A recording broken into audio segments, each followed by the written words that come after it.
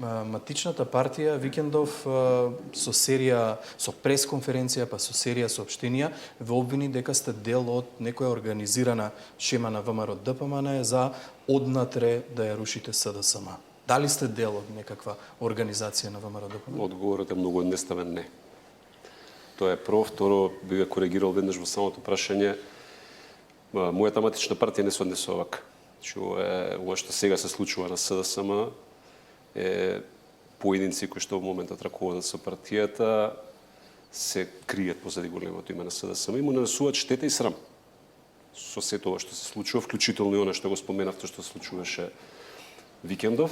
Значи, одговорно ќе демантирам било каква соработка или комуникација имаме сите на нас 30 години, тоа не е тајна. Нормално, мала е државата и нормално е како комуницираме со нашите политички опоненти, исто како што комуницираме со моите сопартици, другари, кои што се јави во огромен број изминативе неколку дена, да изразат поддршка, меѓутоа првиот збор кај повеќето беше срам. Тоа не сме да се случува.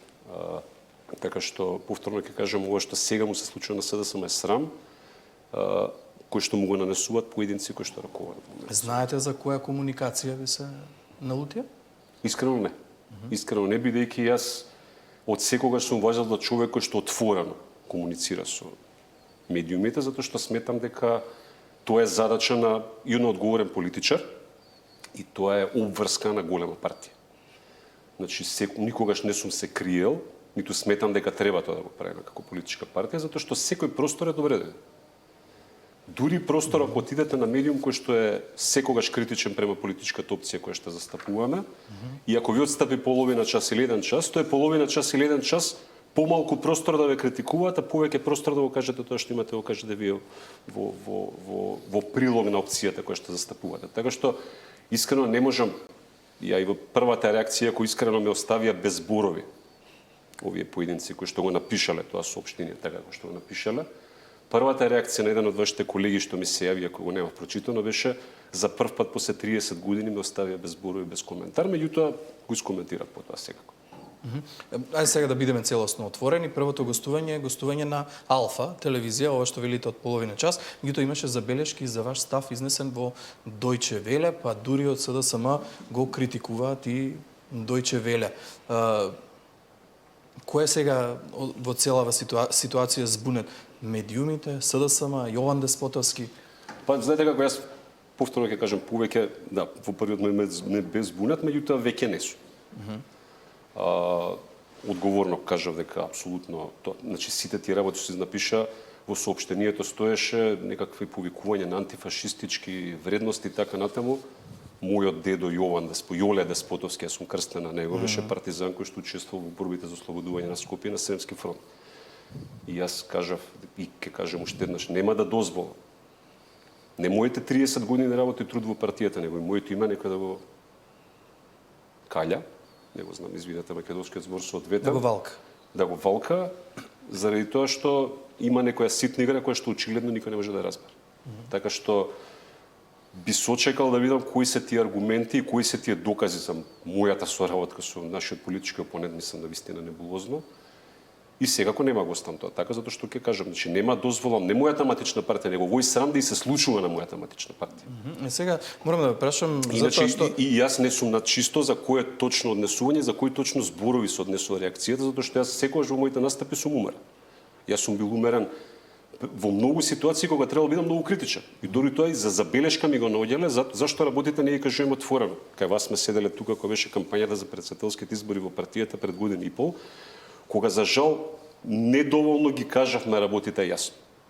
Впрочем, после година и пол се покажува дека требало тоа да го направиме, затоа овие работи не се случуваше, не се случуваат сега. Сега се наметнува прашањето дали на ова гледате како на директен напад од Венко Филипчи или од СДСМ? Јас повторно ќе кажам, ова не е СДСМ, ова не е мојата партија, ова не е нашата партија. Че ова е атак од поединци кои што во моментот управуваат со партијата, ама во момент. Се морам да ве прашам затоа што во првото соопштение се вели станува збор за поранешен функционер на СДСМ и поранешен директор на големи државни фирми, Фитера и Тиреза со големи буџети. Ова некако наметнува не директно дека можеби Јован Деспотовски е под некаква уцена од власта за да соработува? Има ли некаква уцена од страна на власта за Јован Деспотовски? Година и пол помина откако веќе не сме власт. Јас себе седам, зборувам со вас слободно и немам никаков проблем да одговорам на било какво прашање, како што сум немал проблем да одговарам на прашање додека сум бил носител на една функција. Оние што ги пишуваат овие редови, доколку чувствуваат дека така се гледа кон нив, не мора тоа да го наметнуваат и на сите останати. Јас точно знам како сум ја практикувал улогата и довербата што ми била дадена, ја ги знам резултатите, затоа што секој сме ги комуницирали. А сите останати, односно сите тие кои што се кријат позади вакви соопштенија, зборам за мали луѓе што се кријат позади големото име на СДСМ, треба да одговорат какви се нивните резултати. И како тие практикувале довербата кога им била дадена таа доверба од граѓаните, тие аргументи можеме секогаш да ги соочиме не е проблем. Ако не грешам, минатата година во декември обвинителството излезе со информација дека покренува постапка против вас за работата во ТИРС по пријава на финансиската полиција. До каде е таа постапка? Немаме ништо во моментот, јас и тогаш кажав и сега ќе кажам, после 12 месеци целосно сум на располагање за се што треба да одговорам на како дилема или како прашање. Меѓутоа, после година дена не можам да кажам ништо повеќе од тоа што го кажав пред една година. Деспотовски, сега неуместно би било да ве прашам што се случува во СДСМ, ама најавите се дека ќе има конгрес по нова година во партијата.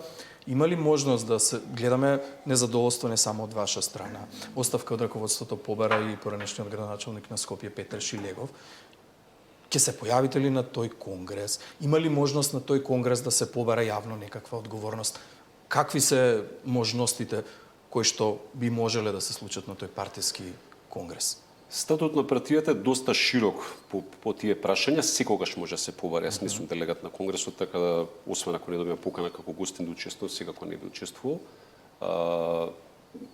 Знаете како, не би сакал сега јас да бидам тој што ќе поттикнува дополнително. Значи, ние сега треба да зборуваме за единство во партијата. Значи, се тоа што се случуваше во изминативе денови е купање на ровови.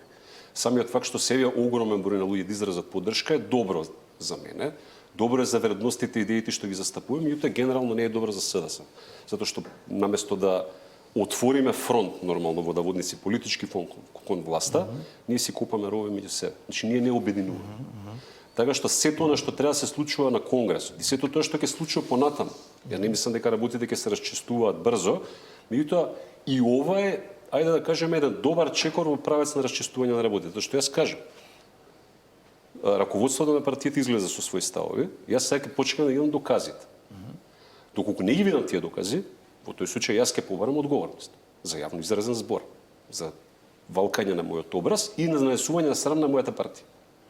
Така што, еве тоа нека биде вовед во еден процес во кој што, знаете како, сакаме да зборуваме за све што се случува околу нас, а работите дома не си ги средуваме. Еве, упорно, после година и пол, ние не можеме да кажеме дека нашиот дом е среден.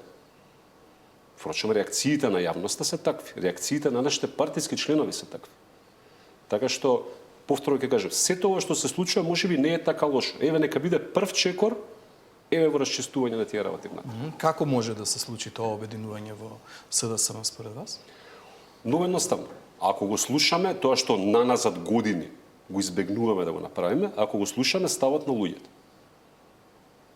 Значи, во СДСМ има огромен број на луѓе, огромен број на членови, огромен број на симпатизери. Луѓе кои што не чувствуваат дека имаат право да одлучуваат за прашањата внатре во СДСМ. Изборите во 2024 внатре партиските избори беа само капаче на сето тоа што се случуваше претходно. Зошто?